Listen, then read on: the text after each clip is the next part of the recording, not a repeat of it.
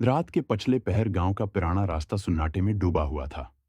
दौर कहीं उलों की आवाज सुनाई देती थी और दरख्तों से टकराती हुआ अजीब सरसराहट पैदा कर रही थी। गांव के सब घरों में चिराग बुझ चुके थे, सिवाय एक पुराने मिट्टी के बने मकान के। वो मकान नानी उम्मा का था। नानी उम्मा अपनी चारपाई पर बैठी तस्बीह पढ़ रही थीं। उनके पास रखी मध्यम लालटीन की रोशनी कमरे की दीवारों पर डरावने साए बनाती फिर रही थी। फजा में एक पुरानी खामोश वहशत बसी हुई थी, जैसे उस घर ने कई दहाइयों से कुछ राज छिपा रखे हों। कमरे के कोने में उनका वफादार किता कालो सुकून से सो रहा था। कालो हमेशा नानी अम्मा के साथ रहता था और उमूमन हर गैर मामूली चीज पर भानक जाता था।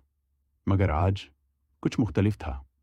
अचानक कालो ने कान खड़े किए, आंखें खोलें और तेजी से उठ बैठा। नानी उम्मा ने उसे देखा, मगर कुछ कहा नहीं। वो तस्बीह पढ़ती रहीं। चंद लम्हों बाद कालो जोर जोर से भौंकने लगा, जैसे किसी इन देखी चीज को देख रहा हो। इसकी भौंकने में खौफ और गुस्सा दोनों शामिल थे। नानी उम्मा ने सख्त लहजे में कहा, चुप कर, रात का वक्त है, पड़ोसी जाग जाएंगे। मगर कालो नहीं रखा। वो मुसलसल दरवाजे की तरफ देख रहा था, जैसे कोई वहां खड़ा हो। नानी उम्मा के दिल में अनजाना सा खौफ सरसराया। उन्होंने लालटीन उठाई और आहिस्ता से दरवाजे की तरफ बढ़े। दरवाजा खोला तो बाहर नीला अंधेरा, लंबा सहन और हवा का ठिठुरता झोंका सामने आया। कौन है? नानी उम्मा ने कमजोर आवाज में पुकारा। कोई जवाब नहीं आया, सिर्फ हुआ कि सीटी सुनाई दी। वो वापस पलटने ही वाली थीं कि अचानक खिड़की के पास कुछ हिलने लगा। नानी उम्मा ने घूम कर देखा तो उनका सांस उनके गले में अटक गया।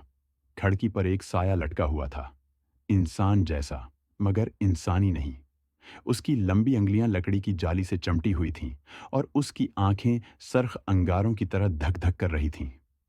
उसका चेहरा धुंध और अंधेरे में छिपा हुआ था, मगर उसकी मौजूदगी से पूरा कमरा सर्द हो गया।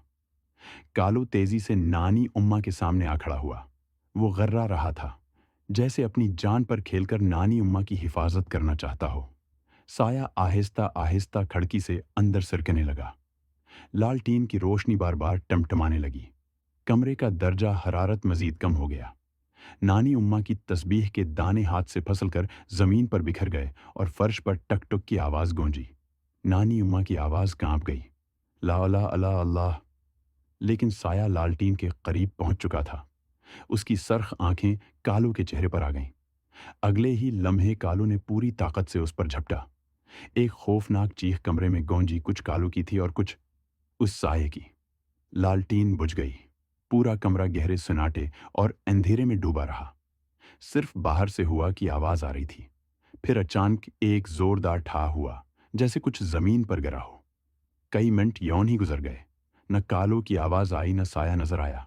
सिर्फ लम्हा बह लम्हा बढ़ती हुई खामोशी।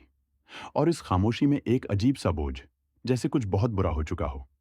सुबह के करीब पड़ोसियों ने देखा कि नानी उम्मा के घर का दरवाजा खुला हुआ है। वो अंदर दौड़े तो हैरान रह गए। नानी उम्मा फर्श पर बेहोश पड़ी थीं। उनकी सांसें मध्यम थीं। उनके उर्द गर्द टूटी हुई लालटीन, बिखरी तस्बीह और हवा में फैली सर्द नमी मौजूद थी, जैसे रात भर बारिश के कतरे कमरे में झालते रहे हों। कालू कहाँ है? किसी ने घबरा कर पूछा। घर के अंदर, सहन में और बाहर तक सबने तलाश किया, मगर कालो गायब था। दरवाजे के करीब सिर्फ हल्के खून के धब्बे थे, जो बाहर मिट्टी के रास्ते तक जाते थे और वहां जाकर अचानक खत्म हो जाते थे, जैसे वो कभी थे ही नहीं। पड़ोसियों ने नानी उम्मा को होश में लाया। वो बार बार एक ही बात कहती रहीं, वो मेरी तरफ नहीं आया था, वो कालो को ले गया, कालो मुझे बचा गया। इस दिन के बाद गांव वाले रात के वक्त इस इलाके से गुजरने से डरते थे। कई लोगों ने दावी किया कि रात गए खिड़कियों के पास कोई साया रेंगता हुआ दिखाई देता है और दौर कहीं एक कित्ते की दर्दनाक चीख सुनाई देती है। कुछ लोगों का कहना था कि वो आवाज कालो की थी, जो अब भी अपनी मालकन की हिफाजत के लिए इस दुनिया और दूसरी दुनिया के दरमियान भटकता रहता है।